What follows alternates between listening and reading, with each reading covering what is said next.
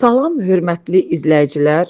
Kadrlarda insanın ən vəfalı orqanı olan ürək haqqında məlumat verilir. Onun anatomik quruluşu haqqında, orada olan 2 taylı qapaqlar, 3 taylı qapaqlar haqqında, böyük-kiçik qan dövranının yaranması haqqında eskiz şəklində məlumat verilir.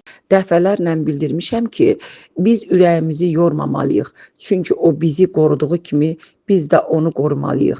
Təəssüflər olsun ki, bugün ürək döyünmə problemləri ilə rastlaşan insanlar onun nədənini, səbəbini araşdırmağa belə qalkışmırlar və nəhayətdə elə zaman həkimlərin yanına gəlirlər ki, artıq orqanımıza köməyimiz çox az olur. Taxikardiyalar, bradikardiyalar, yəni ürək vurğularının sayının az olması, ürək vurğularının sayının çox olması barədə danışmışam. Digər səbəbləri kənara qoysaq, yəni qeyri-üzvi səbəbləri ürəyin özü ilə bağlı olaraq yaranır ki, sizin bu kadrlarda gördüyünüz ürəyin bağ aparatında Qapaqlarda olan çatmamazlıq. belə ki, ürək Qapağın çatmaması.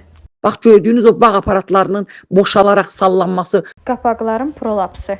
ürək qüsurları əmələ gəlir ki, bu da taxikardiyalara səbəb olur və taxikardiya nəticəsində nəinki ürəyin mədəcikləri, qulaqcıqları böyür, eyni zamanda həm böyük qan dövranda, həm kiçik qan dövranda böyük durğunluqlar olur, ağır fəsadlar verir. Sizin hər birinizdə ürəyin öz quruluşu ilə bağlı olmasa belə ürək döyüntülər varsa, dərhal həkimə müraciət edin ki, sizi sevən bu orqanı siz də sevin, o sizi yaşatsın.